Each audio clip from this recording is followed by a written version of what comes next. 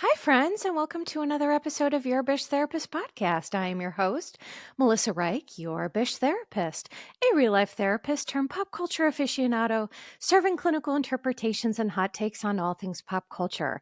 And today's episode is going to talk about a tale of two cities, if you will, a tale of two breakups, a tale of two cultures. I'm going to talk about Southern Charm and Summer House because as I was watching those shows this week, it just hit me like a ton of bricks in terms of some clarity, what I feel is going on in terms of some cultural differences here that are informing these breakups. We're watching Paige and Craig break up on two different shows, two different cultures, two different situations. And so it kind of just hit me when I was watching it this week, and I had some hot takes on that. So I'm going to talk about that, both Southern Charm and Summer House. And also, I'm going to talk a little bit about Real Housewives of Beverly Hills because I posted something on Instagram about it and it got a lot of feedback. So it just told me that what I was noticing, people were noticing as well. I'm just going to talk a little bit about that as well. Okay, so let's get into it. First, I'm going to talk about Summer House. And the thing about this about Summer House is that there is another castmate that never gets the acknowledgement, which is the front door of this house. The front door of Summer House is like its own character. It has its own lore, and I don't understand why it's impossible to fix. Is it structural? Is it impossible to replace? Please help me understand. Because the one thing that I can tell you that I wouldn't have noticed or cared about probably when I was younger, but now that I'm middle aged and I'm a homeowner and all these things, um, a flimsy front door is not what you want. That nothing would make me feel less safe in that house than that flimsy front door. And listen, it's probably just one of those things that it's a mental game. If people want to get in your house, they can get in your house, right? Like, especially in the Summer House. I mean, I'm pretty sure the back door is always open, blah, blah, blah. This is just coming from someone who's always hyper vigilant about my safety. So these are like the deep thoughts of the hyper vigilant right now. But that door is just so perplexing to me. Now it's just like a part of the zeitgeist of, Summer House. And I think it's funny, but also seriously, why can it not be replaced? The other thing I love about Summer House is it reminds me of my youth. Because I watch these people stumble in like drunk toddlers at like 3 a.m. and they eat foods that would put me into a nursing home. Like if I ate Kraft mac and cheese at 3 a.m., you'd have to call an ambulance and I'd be in a nursing home somewhere because my GI system would be deceased. So, I feel like, the GI system of youth. My goodness, do I miss that significantly. It's so funny watching them all just like toddle in like drunk toddlers and just be wild and silly and funny. It's fun and it's summer, right? It's supposed to be fun. That's the whole thing. One of the things I appreciate about Summer House is there are light moments, there are funny moments, there are happy moments. Because on some of these other shows, for example, like Real Housewives of Beverly Hills, we're not getting those fun moments. We're not getting those silly moments. We're getting traitors, housewives hybrid, I think. We're getting, self-produced nonsense. And so one thing I appreciate about Summer House is, a kind of a youthful energy and culture, which, I believe does play into the whole tale of two breakups. But before I get into that, one thing I wanted to point out is that so this last episode of Summer House, Amanda celebrated her 33rd birthday, and she discussed how her world opened up after she dealt with her anxiety. And I just felt so proud of her because Amanda's always been one of those people who's talked about her mental health, who's been an advocate, who's for herself and others. And I think that it's a really wonderful reminder of how if we don't deal with our stuff, it deals with us. And so dealing with anxiety, depression, mental health issues, it only serves to help us grow and thrive. And so, but it's obviously that's easier said than done. It's really challenging and it takes a lot of work. But I'm always really proud of Amanda for how she just she's just so great. She just is smart and talented. And speaking of that, Andy, so on Watch What Happens Live, I try to watch all the Watch What Happens Live, by the way, but there's some nights where I'm just too exhausted and I absolutely can't do it, especially if if the show's on at 8 and then there's another show between 9 to 10 and then at 10:30 Watch What Happens Live is on, forget it. I am already in bed. Because, by the way, this is just a side note. For those of you who follow me on Instagram, you'll notice that I'm still posting, but I'm not engaging as much. And the reason why is there's just been such an uptick in assholes, people who want to come and tell me my business or I don't know, people who are uninformed but still feel that they have all the answers, which it's like, ooh, that's a real red flag. For me, the one thing I always say is that these are my interpretations. I'm not saying I'm right. I have my own perspective. I have my own lenses that I see the world through. And the problem is people put me on a pedestal, which is not my problem, but they do. They're like, so when I share something that aligns with what they think, then I'm the smartest person who's ever lived. If I give an opinion that they disagree with, then I'm a terrible therapist. I'm unethical. How am I even practicing? It's just what I've come to realize about this whole process. And so on Instagram, I just feel like it's just, ugh, it's all this yelling and shouting and, for me, it feels like a very toxic place. So if you love my Instagram and you miss my interactions, well, come over to Patreon, because my Patreon is my safe space where I have a community of people who I communicate with and connect with, and, we understand each other. And so I am much more likely now to communicate more with my Patreon. Just a heads up. If that's something that you're interested in, hop over to Patreon and check that out.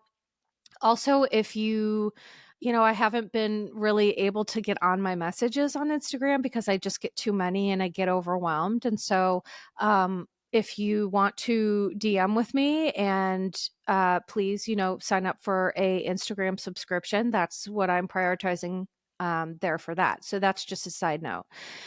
But anyway, so on Watch What Happens Live, this was one that I did watch, and Andy noted that Amanda is the only Bravo Leb to have her product available for purchase aligned with the show airing. He said, so basically, Amanda created the swimsuit line. We saw her on the episode that I'm talking about, doing some designs and trying some stuff on and all this other stuff. And her swimsuit line, by the way, has already sold out. Already sold out. And the reason is because Amanda is a smart cookie. She is smart. She's talented. She knows what she's doing. And she is, I believe, the reason why Loverboy is successful. If I'm being honest, her campaign, because from what I've heard from people, I don't drink alcoholic drinks. I don't. That's not my jam. But I've heard the flavors are just not great. And, so it's like whatever. I just feel like people sleep on Amanda, but I just think she's so fantastic. And Andy really made a big deal out of this. How, like we're used to Sheree Whitfield, who still is talking about her joggers like 25 years later. And it's like, where are they, ma'am? It's like you have a website, but nothing's available to purchase. And, Sheree's one of those people. It's like, girl, you had every opportunity season after season after season. And Amanda shows how you can just get it done. Right. So I loved that Andy pointed that out, because I do think that's like a real huge thing for her. So she's simultaneously promoting the show and her swimsuit line. And I'm just like, snaps to Amanda. Kudos. If I could wear any of those swimsuits, I'd be happy to buy one. But, for my menopausal middle-aged body, that's going to be a no for me, dog. But I support her in any way that I can. So the one of the other wild things from the episode was Carl admitting that Lindsay was right, and he actually thanked her for feedback she gave him last year about his sober bar idea. And I was like, oh my God, I felt like I could hear Lindsay screaming from New York City. I just heard like a faint howl in the distance from New York, or just being like, "Oh, I knew I was right," you know? But listen, one of the things that I like about Carl, and I guess I feel there are people on Bravo who get a lot of hate, and I just don't totally understand it. Kyle Richards is one of those people. I understand why Kyle gets the hate. But Carl gets a lot of hate, and he gets so teased. And I'm like, he just genuinely seems like a good dude. He's like, trying to find a niche and a business, and trying to have this entrepreneurial spirit. And this is one of the things, by the way, where it comes to a tale of two cities here: New York versus Charleston. New York and these people on Summer House, they are using their platform to grow, to build businesses and take advantage of their platform. And then, you have these Southern Charm cast members who are just really entrenched in, their trust funds and, Southern culture, and just getting married and having babies and whatever, which is fine if that's what you want. But, not all people want that. And so I feel that, I'm going to come back to that in a little bit, but Carl acknowledged that his idea needed retooling, and which led him to open Soft Bar and Cafe. And I love that he took that moment where, Lindsay was kind of trolling him about needing softness, and he did turn it into a business idea. I think that's super smart. And I think it's really magnanimous of him that he can, do all these things. He can be in a house where his he ex her sonogram is hanging there. He's participating in, a kind of like silly gender reveal, sort of hunt activity.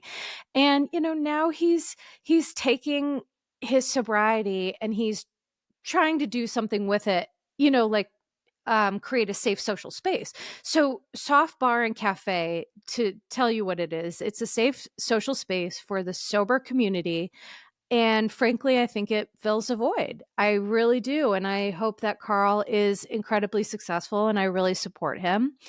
Um, Carl threw a shipwreck party where, the other thing about Summer House that I absolutely love is the costumes. And Sierra, year after year after year, just crushes it with the costumes. It reminds me of Heidi Klum. For those who don't know, Heidi Klum, every year she does these really, really intense costumes that involve, I mean, just full body makeovers, prosthetics and all these other things. And I think it's such a wonderful thing when like these beautiful, gorgeous women lean into their silliness and their fun and their costumes. And so Sierra dominated again, but like Amanda's was pretty good too, especially the parrot voice that she was doing. I was like, I really feel like I'm hearing a parrot here. So that it was just super cute. And I love how like for the summer house parties, it's like a whole theme, and they really go all out, and I just think it's really cool. But one thing I did notice is that this is another one of the things that I didn't necessarily write down, but I wanted to see if I remembered it when I did my podcast, and here it is. Paige, has talked about having really close relationships with her parents, and when they were in fact, she kind of said that was some of the reason why she didn't want to leave New York. They're a very close, tight knit family. She relies on them for emotional support and all these other things. But it seems like she really has a sweet relationship with her dad, because, the guys were doing this like shipwreck theme party, and, Paige stood there and she's like, my dad would have had this done in half the time. And I thought it was so adorable and sweet seeing Paige have parents who are just like great people who really love and support her. Um, what's that like? I would ask, but I'm super happy for her that it's happening.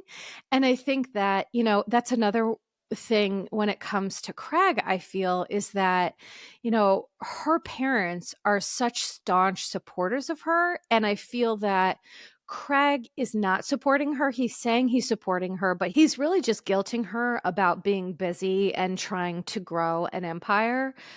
Because as she does that, she moves further away from what he wants.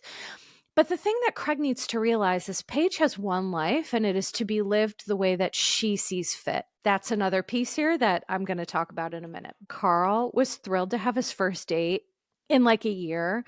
And she said that he had lemur energy. Oh my God, I died. And it was like, in that moment, I just felt so bad for Carl because it's like, you can tell it's so awkward for him. He's trying to flirt for the first time in a year on TV, on Summer House, where like he had just spent the last year fighting with his ex-fiance. I just like imagine it's like a total mind F. But I just thought, oh, Carl, you poor thing. So I have no idea if he and this girl are even still together or it was just kind of like a, getting your toe in the pool sort of thing. But that really sent me over the edge. On this episode, we see West admit, yeah, I like attention. And it's like, yeah, anyone can see that you like attention, but hey, it's great to admit. But then he said, so yeah, my phone is juicy. I was like, ew. West is like a 29-year-old who's making the most out of his Bravo Love status, as evidenced by the fact that, like, on social media, he's just been living La Vida Loca. And again, it's like, you're 29, you're newly famous and on TV, right? I mean, it makes sense to me, but I just personally feel like I felt in that moment that West, when he was a newbie, I think he leaned on Sierra because he had newbie jitters and he wasn't sure where he fit in. He wasn't sure about any of that.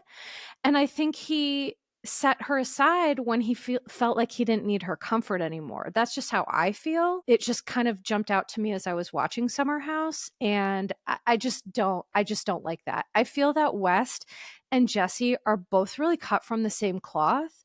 And while they're funny and they're silly and they don't seem like bad people, they just seem like young guys who are kind of dumb and don't understand how their behaviors are hurting women. And when I say don't understand it, it's because they're not listening to what women are actually telling them. Because it's not like people aren't saying, hey, this is the problem that we're having with you. We see Craig coming to visit, and there's whatever this beef is with Kyle, which, by the way, I thought two interesting things about this whole scenario with Craig. So Craig recently admitted on Southern Charm last week or 2 weeks ago that he was an addict, an alcoholic. It runs in his family. But there's two things that I noted about this that are problematic is, number one, Kyle and Craig are feuding about an alcohol spritz brand, which it's like, if you're an addict and you're talking about trying to not be an addict, but you want to rep an alcoholic spritz company, that's confusing to me. Number one, I just feel that's contradictory statements. And the other contradictory statement that Craig is giving is like, he's talking about he's trying not to be an addict, but he's still drinking liberally.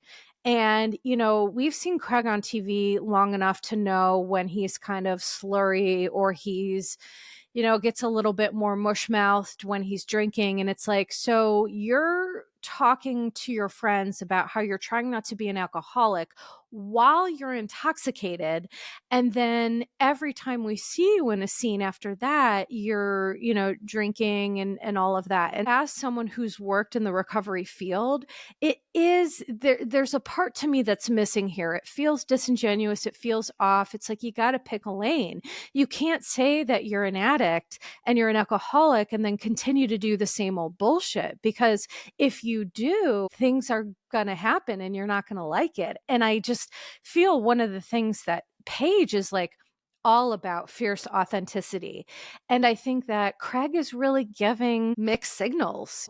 He's saying, I support you, but don't be too busy for me. Or I support your tour, but you have to place me as a priority. Okay, well, that's not supporting her in any way, shape, or form. That's making her feel nothing but guilt and anxiety and stress on what is supposed to be the most exciting venture of her life. And going back to Kyle and Craig, is that Jesse, of course, said something like, oh, hey, you guys seem pretty happy despite this drama. And then, of course, there's drama. And Kyle is impulsive, so he wants to talk to Craig immediately, but Craig is an avoider, so he wants to put the discussion off. What's interesting is Paige and Amanda both identify that Craig and Kyle are eerily similar, which is likely why they clash. I also believe that this is why Sutton and Dorit clash on Real Housewives of Beverly Hills. When we see characteristics that we don't like about ourselves and other people, we're like, I don't like this person. What is that about? But it's really not about the other person. It's seeing something in them that we don't like about ourselves. A lot of people move from places, like psychological places, that they don't have awareness into. I think that Kyle and Craig are both black and white thinkers who both have the need to be 100% right, which means they just want to win. Rarely in conflicts is it about winning or being right. It's more about hearing each other and understanding. But Craig and Kyle both have this very black and white need to be truth tellers. Like, they remind me of JT. Well, less Kyle, because I think he's just like King Baby has never described anyone so flawlessly than Kyle Cook. I mean, King Baby can be used to describe a lot of these men, as I have described it and joked about, but Kyle Cook is like, his picture should be next to the definition, the term King Baby, because he is just fully led by his emotions, his sadness, his anger. He's like a toddler who just cannot self-soothe and acts like having feelings or being sad is the worst thing in the world. You know, he goes outside, he gets all like, you made me sad. And it's like, and what? You're responsible for your emotions, bro. Like, you'll get glad again in the same pants you were mad in, okay? That's a saying that my aunt says from Chicago, and I love it so much, and it just popped in my head. She says that all the time. People will get glad in the same pants they got mad in. So Kyle can get glad again, okay? We see Paige is angry with Craig for avoiding the discussion because it gives her anxiety. So Paige and Craig are two completely different people in terms of dealing with stuff. Paige likes to deal. She likes to cope. She likes to address. She likes to be direct.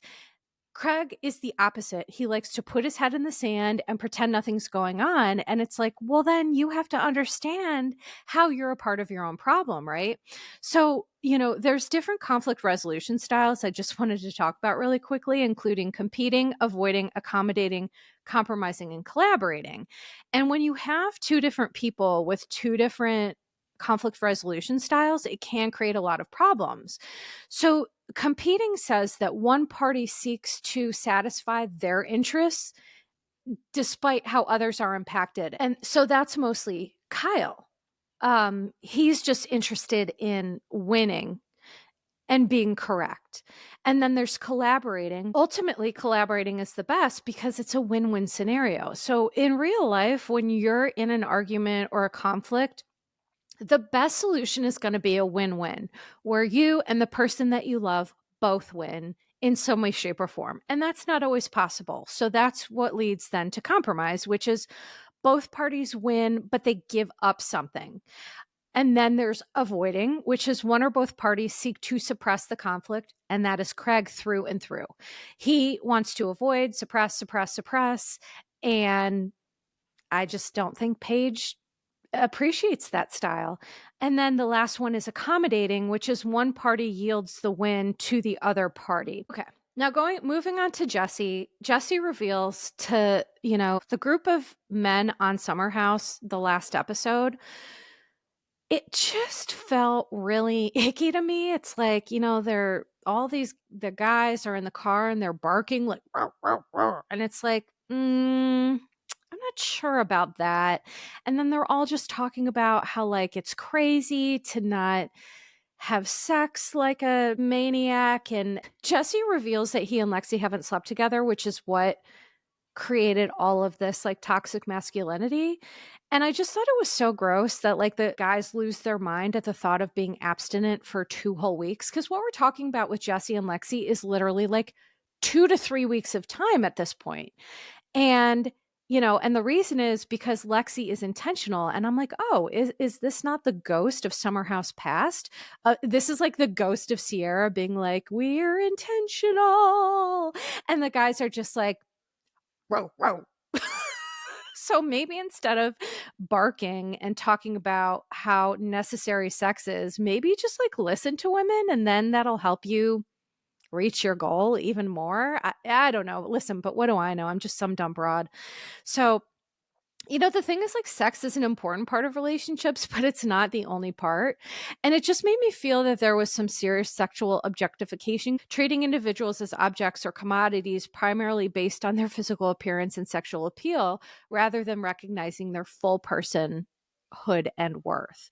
And so cut to Jesse jumping on Ciara's float, commenting that her leg was turning him on, and then he threw his body onto her. And I'm like, Jesse, please take that mess somewhere else. It's like this woman is sitting on a float with her leg in the air, and she cannot just be sitting on a float without Jesse just, barking all over her. And I'm just like, if Lexi were there, you would not be doing that. And so this is what irritates me when it comes to like infidelity.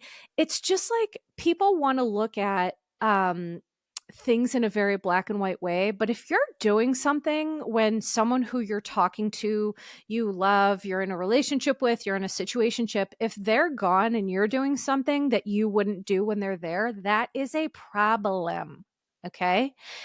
But I feel like sometimes younger people are like, well, I didn't technically. And it's like, take your technicalities and stuff them in a sack, because a technicality, that doesn't matter. I just feel like between all the barking and the sexual objectification and just Wes and Jesse just being gross, I'm just like, it's a no for me, dog, on all of it.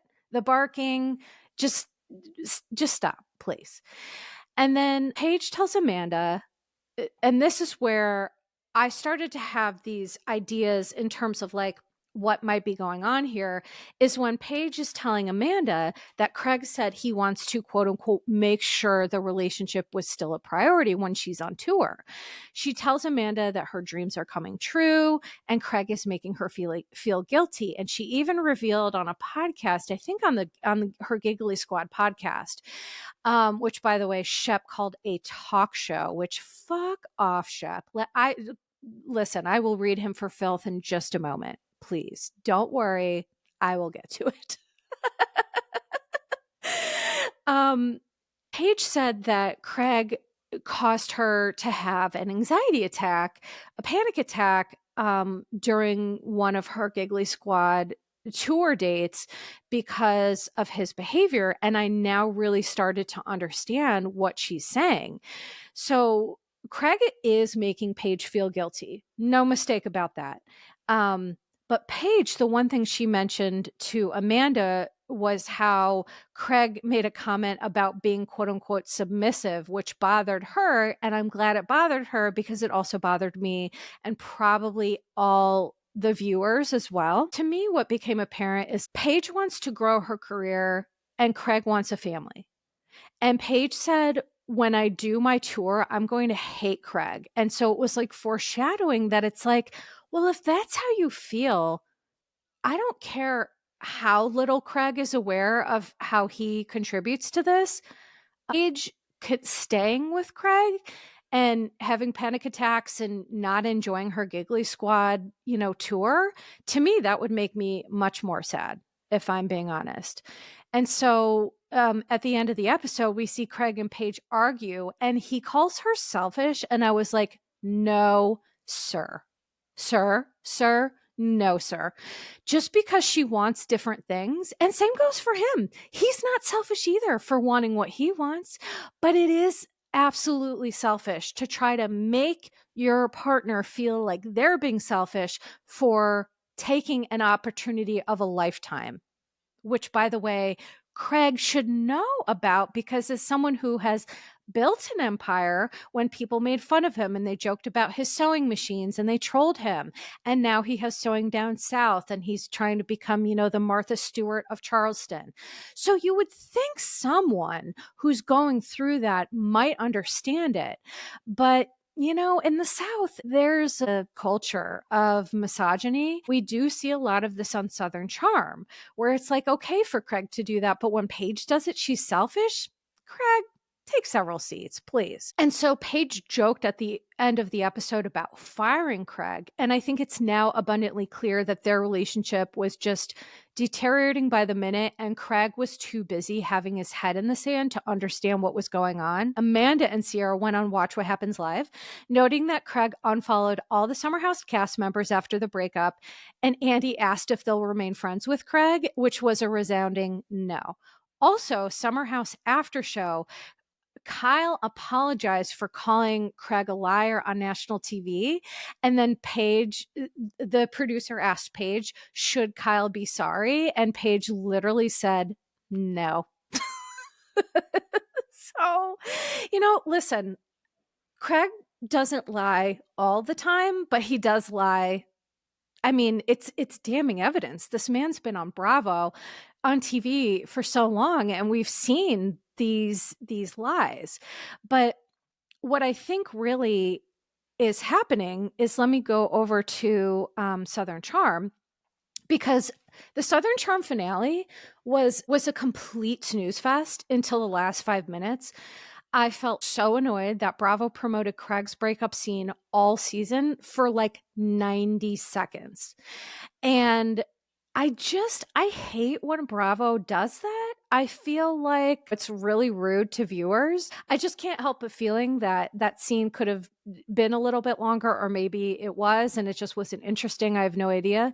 So it was such a bummer to an otherwise, I feel, pretty good season. There are some people who didn't care for the season of Southern Charm. I found it very interesting just because, King babies galore. It gives me a ton of content, but I understand why people felt that it fell a little flat. Southern Charm, we see Craig and Paige's last car ride together, which was so eerie because Craig said, "When am I going to see you?" And Paige said, "Never. This is the last time you're going to see me, and you just don't know it." And you're like, oh. Craig said, "I don't know why it usually doesn't feel like this." So the thing that's interesting about people who avoid is that Craig also is a pretty intuitive person when he wants to be. And so when we have our head in the sand and we're avoidant, our intuition still exists. And so I feel that Craig knew something was wrong, and instead of addressing it, he just did what he does, and it all fell apart. And so Craig tells Austin later, "I'm 99% confident that I'm going to propose this year, and I think we are both very excited about it." Cut to this breakup scene, and Craig said, "I wasn't going to say anything because I didn't want it to be real." Craig claims to have been blindsided, which now seems absolutely impossible. Craig was blindsided because he was literally blinded by denial and minimization. Craig has a pervasive pattern of avoidance as a coping mechanism, and with this comes major blind spots. We cannot see anything clearly if our head is buried in the sand. This breakup is playing out on Southern Charm and Summer House, and I feel everyone besides Craig can see exactly how and why this happened. But something that Shep said on the after show, I think it was a clue to me, and this is how all of this came together as to why Craig kept feeling submissive. So as I mentioned, Shep talked about Paige on an after show, ruining things for a quote, stupid ass talk show. Sir, your life is funded by trust funds and Southern Charm, so you should take several seats. Bloop. That I got so angry when he said that. And to me, this is textbook projection because Shep feels wounded by his like fantasy that completely crashed and burned, right? Shep is a perpetual victim in his own mind, which is why he is just never going to grow up. And not going to be happy until he changes it. But I feel like not only is this textbook projection because of his fantasy crash and burn, but it's also unspoken cultural beliefs. So going back to what I kind of talked about before, cultural beliefs are shared ideas, values, and customs that shape a group's worldview and behavior, encompassing diverse areas like religion, family structures, social norms. And so in my opinion, we are watching a tale of two cultures, Southern Charm versus Summer House. Summer House possesses a youthful culture focused on entrepreneurial spirit and less antiquated views of women. Southern Charm, on the other hand, perpetuates misogynistic culture where women are to be submissive, otherwise they are hosting stupid-ass talk shows. Paige is being informed by empowered women, and Craig is being informed by Peter Pan. Bloop. I just can't. I just can't with these men. I just can't. So at the lame Southern Charm finale, Madison and Ryan had like a summer soiree, and Miss Pat joked about holding up a red caution sign to women who are meeting these Southern Charm men. And here's the thing. I love Miss Pat, but it's like, you have raised one of these elderly king babies. And it's like, you're too old to be behaving like an infant, sir. So it's like, Miss Peck, these people are helping to create this culture. And then she's like joking about red flag signs. And it's like, well, maybe just like hold boys accountable in Charleston or whatever it is that creates these Peter Pan, boys who never want to grow up in Charleston. There's stuff going on there. There's cultural impacts. I feel like I should get a grant to go down to Charleston to do some sociological experiments. Because it's just so fascinating to me. Paige is surrounded by Amanda, who's crushing it with her swimsuit line. She and Hannah are on this Giggly Squad tour. Carl has his new soft bar business. Kyle has his lover boy. And it's so apparent to me that she is being informed by people who are youthful, who are business minded, who have entrepreneurial spirit. And Craig is truly being informed by Peter Pan. Shep made a comment when they were filming their breakup scene about how, Craig wasn't exactly in the driver's seat. It's like, listen, old man, you're not in the driver's seat either because you just got played by a 26-year-old. But again, that's the projection that I'm talking about. I just needed to take the chance to clinically read it because it just irritates the absolute life out of me. For these men, the call is coming from inside the house and they just are like, la, la, la, la, la, la, la. And I'm sure they have plenty of people in Charleston telling them that they can be terrible. It's fine. They don't have to be anything other than terrible and just, keep doing what you're doing, guys. So good luck to you. Good luck to all the Southern Charm King babies on that. Now, let me move on quickly to Real Housewives of Beverly Hills because I'm going to share with you what I posted. And, it got a lot of feedback on social media because I feel this season specifically of Real Housewives of Beverly Hills feels really off. It feels like it's like morphing into a traitors housewives hybrid, the alliances, the game playing, the jockeying for queen bee position. It just feels exhausting. The group, it feels cliquey, calculated, and mean. And then Sutton joked about, the hierarchy of Real Housewives of Beverly Hills with Kathy Hilton affixed at the top because she's the richest of the bunch. And it's like, it's disappointing because Real Housewives of Beverly Hills, along with Jersey, used to be one of my favorite franchises. And I just, I feel like we're in this era of Housewives where the reboots are okay, but we can never get back to what we once loved. And the thing is here that Kyle clearly is not being honest about her stuff with Morgan. And for someone who's preached for literally 13 years, just be honest. As Andy Cohen says, it's not landing. But at some point, everyone has to let the mouse go with Kyle because no one has ever been bullied into being vulnerable or figuring out their sexual identity. And Kyle is clearly reevaluating her life, and it's challenging to be open about something that I don't know that she fully understands. I think Kyle has her feet in two worlds where she like wants privacy but also wants to be on reality TV. And so unfortunately she's got to pick a lane. You have to pick, if you're going to be on the show, you can't give us a whole season of Morgan, Morgan, Morgan, and now all of a sudden it's she who shall not be named. I think fans are fed up with that. I think it's not easy to navigate, but more fans, I believe, are appreciating vulnerability and authenticity. People like Boz, Bronwyn, Shamia, Katie, Janella, and Jen Pedranti. They're all great examples of newbies who I think elevate the franchise with emotional intelligence. And although emotional IQ isn't necessarily a cornerstone of Housewives, I just think that many people, myself included, are fed up with the ugliness. I started watching these shows when I was in my late 20s and now I'm in my 40s. Seeing things different and seeing these women be so catty and mean and calculated, it's giving Mean Girls, and I just don't. I don't love that.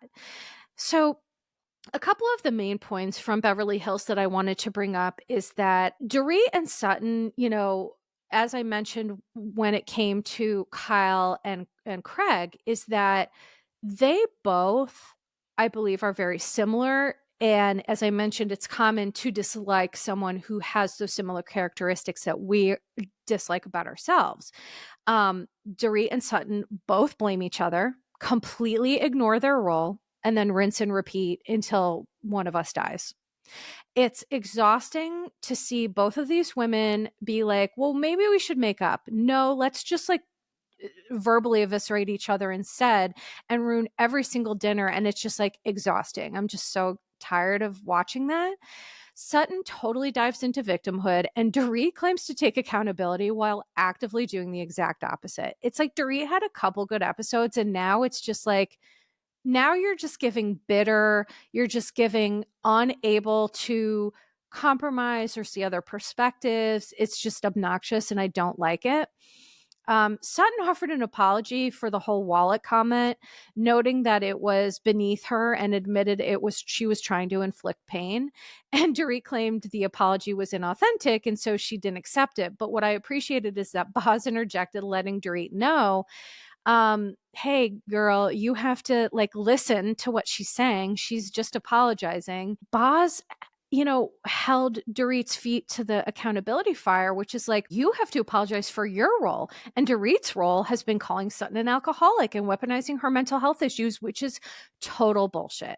And me and my friend Kristen from Driving Mom Crazy on Instagram, we did a collaborative post about how Dorit is weaponizing Sutton's mental health and alcohol use and all of that. Both of these women are wrong. They just want to point fingers and be like, you're wrong. No, you're wrong. And it's like, you're both wrong. Hello, the call's coming from inside the house. To me, this is one of the reasons that I love Boz, is being a friend to somebody means calling them on their shit and letting her know, no, you're wrong too, and you need to apologize. And so like Dorit heard Boz, but I say heard in quotes because I don't think Dorit hears anybody. I think she's a huge part of her own problem. So Dorit offered the best apology she could, which was, it was disingenuous and inauthentic because she didn't really mean it. Boz, what was so interesting too, is she's such a girl's girl. It's like she doesn't even know Kyle, but she saw Mo with a girl at Soho House, and we see Boz send her like voice note after voice note. And I just thought, like, now that is a girlfriend. And another reason why I love Boz: emotional intelligence, a girl's girl, and just a really great human being. So Boz was trying to forge sisterhood, and then Garcelle kicked in the door, mentioning she who shall not be named, AKA Morgan. And Kyle, she does this, if you're watching on the video, I'm doing it right now, but she purses her lips and kind of does this lip smack when she's really angry. She's done it since season 1, episode 1. It's kind of like her tell. And she rolled her eyes and she said, maybe one day there will be a great story to tell you guys. And then cut to Sutton, like looking longingly at Kyle, like she's in love with Kyle, and just being like, I think you will. I think so. And so in confessionals, all the women call Kyle out for being her own problem and kind of like intimating she's to blame for calling the paparazzi and whipping up the whole Morgan frenzy, right? Like, again, calls coming from inside the house. That should be the name of this episode.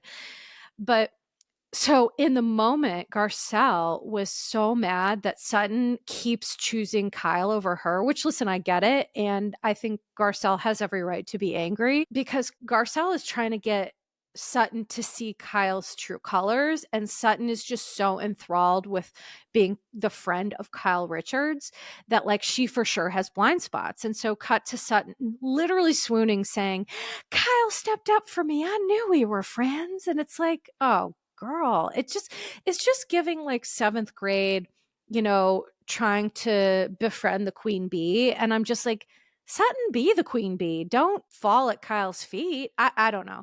So Garcelle called Sutton out on her blind spots with Kyle. Sutton was unable to validate Garcelle's feelings, which escalated the fight and leading Garcelle to watch away. But what was so fascinating to me, it's like the little stuff that really gets me. As Garcelle leaves, she physically hurts herself, which Sutton failed to notice or acknowledge at all. Sutton continued to argue, ignore Garcelle emotionally and physically. And I'm like, here is the lack of empathy that these women are talking about, Sutton. Here it is. You do have problems with lacking empathy and concern for other people. Like, I don't care if I'm in a fight with someone, Garcelle like hit her leg or stubbed her toe and you could tell she was in real pain. You stop and you say, oh, girl, you okay? Do you need some ice? Or like, at least acknowledge it. But Sutton is so self-focused. She is so selfish. And I think for me, that's one of the issues why I'm not a huge Sutton fan. I just don't gravitate towards people who are so self-focused like that. And just like not aware of it. She's like arguing about the things. Dorit and Sutton are told the same thing over and over. Okay. They're given the same feedback over and over again. And instead of choosing to look at it, they want to blame other people and argue about how it's not true. They're the same. And that will get you to the same result, which is nowhere good. If you're consistently getting feedback about something and you just choose to ignore it, well, then that's your problem. And you're just going to continue to do the same stuff. Dorit was called out by Boz for struggling to give and receive apologies. She does. She overtalks. She doesn't listen, and she perpetually makes herself a victim. Dorit, I could also tell she's that type of person who, when you're talking or you're in an argument and the other person is looking at you, but they're thinking of rebuttals in their head the whole time. I can tell that Dorit is doing that. And that's why she doesn't hear people, because she's too busy thinking about her retorts, which is like a terrible way to communicate. And so I think that she's too busy doing that, trying to win, leading to perpetual conflict and rupture that is just unable to be repaired. What's happening with PK is happening with other people in her life. She's just like unable to repair because she's unable to take accountability for her stuff. And then the ladies took a yacht trip from hell, and I don't know what is with these housewives and yacht trips from hell and Sprinter van rides from hell, but my goodness, it's wild. So Sutton offers a second apology about her behaviors to Dorit. The problem? Dorit was not even there. So Sutton totally gave herself away. It was like, this is the thing. When people don't understand nuance or psychology behind certain things, they will always end up giving themselves away. So she was like trying to be like, no, I'm not doing what you're saying that I'm doing. And she definitely was doing that. So Erica calls out Sutton for being critical and lacking compassion. And then, we see all these flashbacks of Sutton's history. There are just people on social media who just love Sutton and they argue with me all the time. And I'm like, they're like, Sutton is not lacking empathy. And I'm like, are we watching the same show? She definitely is. And by the way, how could she not lack empathy given her upbringing? Do you know how you get empathy and compassion for people? By practicing it. And if you don't practice it, you don't develop it. Okay. And so she was raised by an emotionally unavailable, person after the death of her dad. There was trauma, there was grief. No one talked about it. And this does not create a healthy psychological experience. So, but the problem is that Erica is telling Sutton, you pose as a friend, you work as an enemy. And she said if Sutton was sincere about her apology, she wouldn't have to bring it up and sell it to us one more time. And I just thought, here's the two things can be true. Erica is spot on accurate here. And she also is emboldened by the fact that this is her first season where she is not the center of the drama.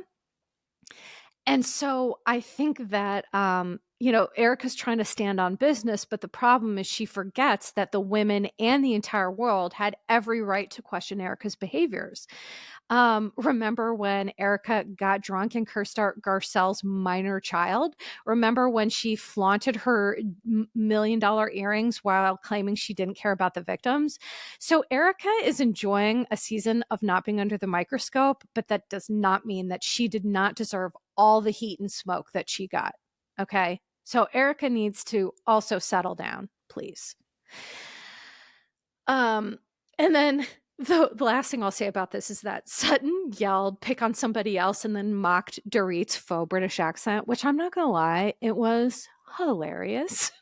It was hilarious because you go back to Dorit's previous interviews and things like that, and she had a completely different appearance and a completely different voice. And so, I do think it's wild. The accent, people have kind of teased that forever, but that's one thing that I was like, all right, I'll give Sutton that. That was pretty funny.